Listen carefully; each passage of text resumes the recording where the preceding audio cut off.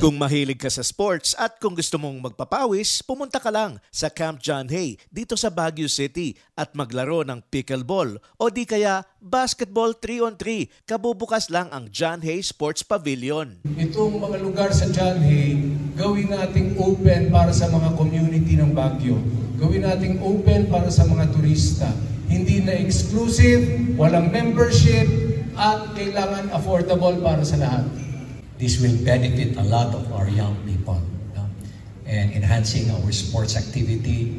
This is an A1, this is what we call a high-end facility. Ang John Hay Sports Pavilion ay 4 na pickleball courts at 3 3-on-3 basketball court na located sa John Hay Convention Center. Pwede ka pang mag-book online sa reservation. Bukas sila araw-araw, Monday to Sunday, from 8 a.m. till 11 p.m.